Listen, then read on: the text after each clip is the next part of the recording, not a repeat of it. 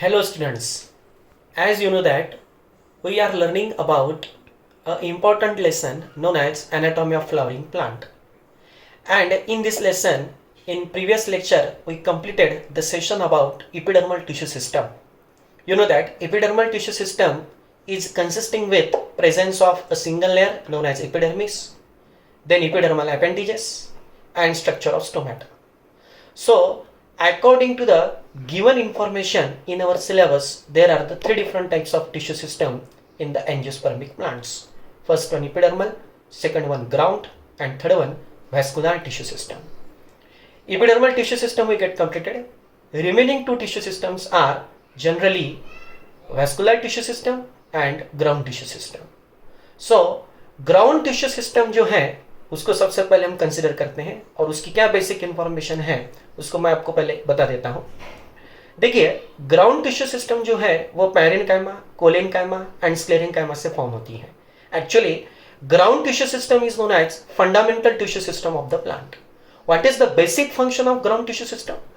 Ground tissue system can make internal structures of plants.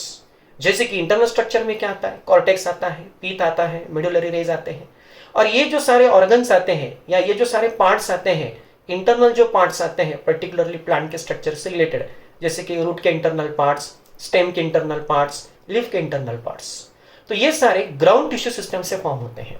क्योंकि ground tissue system का जो function है वो प्लांट की एनाटॉमी फॉर्म करना है, प्लांट के इंटरनल स्ट्रक्चर्स को फॉर्म करना है. लेकिन जब हम रूट की, स्टेम की एंड लीफ की जब हम एनाटॉमी लर्न करेंगे तो उसके साथ वो सारे पॉइंट्स कवर हो जाते हैं. क्योंकि ग्राउंड टिश्यू सिस्टम में कुछ स्ट्रक्चर्स के नाम आए हैं, जैसे कि पिथ क्या है या फिर कॉर्टेक्स है, मेडुलरी रेज है, और ये जो सारे सेक्शंस है ये जब तक हम एनाटॉमी लर्न नहीं करते तब तक समझ में नहीं आते. इसलिए ग्राउंड टिश्यू सिस्टम का ज़्यादा से ज़्यादा जो पोर्शन है वो एनाटॉमी में ही कवर हो जाता है. तो फिर तीसरा जो टिश्यू सिस्टम है वो है वेस्कुलर टिश्यू सिस्टम. तो आज फिर हम vascular tissue system की जो basic information है उसको complete कर लेते हैं. So you know that plant having presence of two complex permanent tissues, that is one is xylem and second one is a phloem. These are the two vascular tissues. These are the two conducting tissues, xylem and phloem. So vascular tissue system is made with arrangement of xylem and phloem in the plant. Vascular tissue system क्या है कि जिसमें xylem का and phloem का arrangement हम study करते हैं कि जाइलम फ्लोएम एक दूसरे के साथ किस तरीके से अरेंज रहे हैं, उनका रिलेशन क्या है. तो फिर उस टिश्यू सिस्टम को हम कहते हैं वैस्कुलर टिश्यू सिस्टम. जैसे कि आप जानते हो कि वैस्कुलर टिश्यू सिस्टम में जो जाइलम एंड फ्लोएम आती है उनके फंक्शंस क्या है. What is the function of xylem? Xylem having function just to conduct water and minerals through the plant. And what is the function of phloem? Phloem having function just to conduct organic food material. So we just learned about the vascular tissue system. Vascular tissue system having mainly two types. Vascular tissue system के दो types हैं. सबसे पहला जो vascular tissue system है, it is known as radial vascular tissue system, and second one vascular tissue system is known as conjoint vascular tissue system. So सबसे पहले हम radial vascular tissue system को complete करते हैं. Radial vascular tissue system is present inside the root system. मतलब root का जितना भी सिस्टम है, रूट का जितना भी इंटरनल पार्ट है, तो रूट के अंदर जो वैस्कुलर टिश्यू सिस्टम है वो है radial vascular tissue system. And in radial vascular tissue system the arrangement of xylem and phloem is in alternate fashion. इसका मतलब ये है कि जब हम रेडियल वैस्कुलर टिश्यू सिस्टम को स्टडी करते हैं तो इसमें यह समझ में आता है कि जाइलम की एंड फ्लोएम की जो अरेंजमेंट है वो एक दूसरे के साथ अल्टरनेट है. अल्टरनेट का मतलब एक के बाद दूसरा. जैसे कि आप यहाँ पे देख सकते हो, ये जाइलम है, ये फ्लोएम है, फिर से ये जाइलम है, फिर से ये फ्लोएम है, ये जाइलम है, ये फ्लोएम है, ये जाइलम है, ये फ्लोएम है. इसका मतलब क्या है? रेडियल का मतलब क्या है कि इन सब की जो रेडाई है वो डिफरेंट है. मतलब जैसे कि ये एक रेडिएशन की तरह काम करेगा, ये भी एक रेडिएशन की तरह काम करेगा, ये भी एक रेडिएशन की तरह काम करेगा, ये भी एक रेडिएशन की तरह काम करेगा. जैसे रेडिएशंस होते हैं, हर एक रेडिएशन का डायरेक्शन वहाँ पे क्या होता है, एक जनरली पर्टिकुलर होता है. उसी तरीके से हर एक वैस्कुलर बंडल का जो स्ट्रक्चर है वो अपने अपने रेडियस के साथ है. क्योंकि इसका एरिया अलग है, इसका जोन अलग है, इसका जोन अलग है, इसका जोन अलग है, इसका जोन अलग है, इसकी रेडियस अलग है, इसकी रेडियस अलग है, इसकी रेडियस अलग है, इसका प्लेन अलग है, इसका प्लेन अलग है, इसका प्लेन अलग है, तो उसका मतलब होता है रेडियल।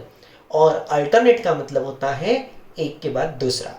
सो ये दो जो बेसिक वर्ड्स हैं, अल्टरनेट एंड डिफरेंट रेडाई, ये आपको ध्यान में रखना है। So this type of vascular tissue system, that is radial vascular tissue system, is the main characteristic feature of root। इसका मतलब ये vascular tissue system root के अंदर क्या होती है, प्रेजेंट होती है, चाहे वो मोनोकॉट के रूट हो या डाइकॉट के रूट हो।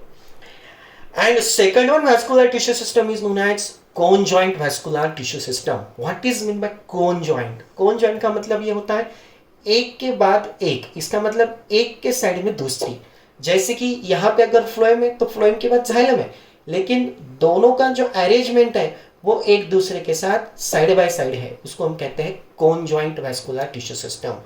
दोनों एक दूसरे के साथ ज्वाइंटिंग फॉर्म में है, दोनों एक दूसरे के साथ एलोंगिंग में है, उसको हम कहेंगे कॉन्जॉइंट।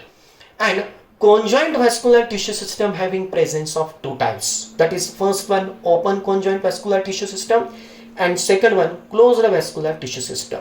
ये open conjoint है और ये closed conjoint है। अब सबसे पहले हम बात करते हैं what is mean by open conjoint vascular tissue system। Open conjoint vascular tissue system is a tissue system in which there is a arrangement of xylem and phloem with conjoint fashion। मतलब xylem के along phloem का presence है, ये xylem का पूरा area होगा, ये phloem का पूरा एरिया होगा। लेकिन ओपन का मतलब ये है कि जाइलम के और फ्लोएम के बिटवीन कैम्बियम बैंड का प्रेजेंस है, there is a presence of a cambium band.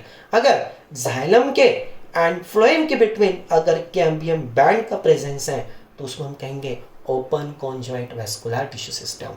And this is the characteristic feature of dicot section। It means that dicot stem and dicot leaves। And when we consider closed conjoint vascular tissue system, so in this tissue system xylem and phloem are present with along to each other, but they having no presence of vascular cambium। जैसे कि आप यहाँ पे देख सकते हो, यहाँ पे कैम्बियम का बैंड आपको दिख रहा है, लेकिन यहाँ पे कैम्बियम का बैंड क्या है, अब्सेंट है, क्योंकि यहाँ पे कैम्बियम का बैंड नहीं होता। क्योंकि ये जो वैस्कुलर टिश्यू सिस्टम है ये मोनोकॉट के अंदर है, स्टेम के अंदर एंड लीव्स के अंदर।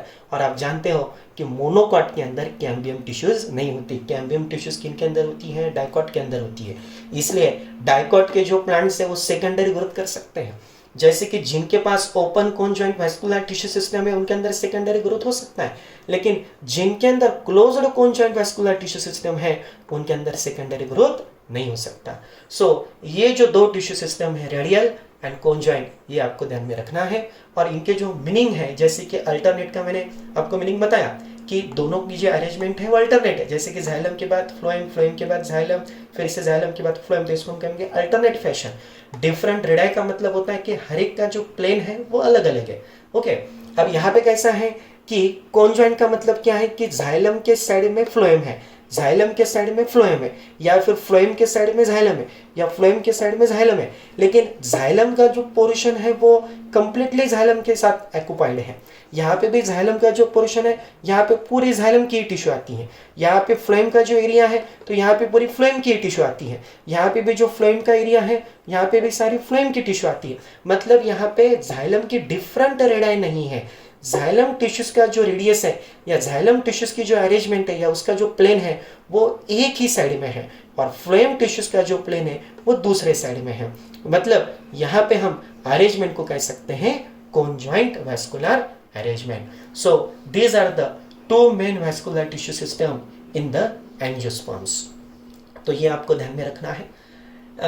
जैसे कि एग्जाम में जो क्वेश्चंस आते हैं कि रेडियल वैस्कुलर टिश्यू सिस्टम किन के अंदर प्रेजेंट है, open conjoint vascular tissue system किन के अंदर प्रेजेंट है, closed conjoint vascular tissue system किन के अंदर प्रेजेंट है, ये सारी चीज़ें जो है किन के अंदर प्रेजेंट है ये आपको टिपिकली ध्यान में रखना है। और दूसरी बात, अरेंजमेंट कैसी है वो अरेंजमेंट भी जो है वो आपको ध्यान में रखनी है। सो इसके साथ हमारा टिश्यू सिस्टम का जो पार्ट है वो पूरा कंप्लीट हो जाता है। तो अब तक हमने फिर epidermal tissue system, ground tissue system and vascular tissue system को कंप्लीट कर लिया है। ग्राउंड टिश्यू सिस्टम का जो पार्ट है वो एनाटॉमी में कंसिडर किया जाएगा, मतलब जब हम रूट के एनाटॉमी, स्टेम के एनाटॉमी, लीफ के एनाटॉमी जब हम लर्न करेंगे तो उसके अंदर वो पूरा ग्राउंड टिश्यू सिस्टम का पार्ट कवर हो जाता है। लेकिन आपको इतना ही ध्यान में रखना है कि ग्राउंड टिश्यू सिस्टम जो है वो बेसिक टिश्यू सिस्टम है। It is considered as a fundamental tissue system of plant and it includes parenchyma, collenchyma and sclerenchyma. These all tissues can form different internal structures of plant like cortex, like teeth. Okay, ये आपको ध्यान में रखना है। And epidermal में मैंने जैसे कहा था इपिडर्मिस, उसके बाद इपिडर्मल अपेंडिजेस और उसके बाद स्ट्रक्चर ऑफ स्टोमेटा, ये तीनों जो पॉइंट हैं ये आपको ध्यान में रखना है। स्टोमेटा का स्ट्रक्चर मैंने आपको बता दिया है कि स्टोमेटा के स्ट्रक्चर में क्या क्या होता है। गार्ड सेल्स होती हैं, इपिडर्मल सेल्स होती हैं, उसके साथ साथ वहाँ पे सब्सिडरी सेल्स होती हैं। तो वो पूरा जो स्ट्रक्चर है आपको स्टोमेटा का, वो मैंने वीडियो के अंदर पूरा आपके साथ शेयर किया है। मैंने वो पूरे जो पॉइंट्स है स्टोमेटा के स्ट्रक्चर के, वो ऑलरेडी मैंने आपको वहाँ पे पढ़ाए हैं, तो वो आपको ध्यान में रखने हैं। सो यहाँ पे फिर आपका वेस्कुलर टिश्यू सिस्टम जो है वो भी यहाँ पे कंप्लीट हो जाता है। फिर नेक्स्ट लेक्चर में हम एनाटॉमी को स्टार्ट करेंगे। Thank you.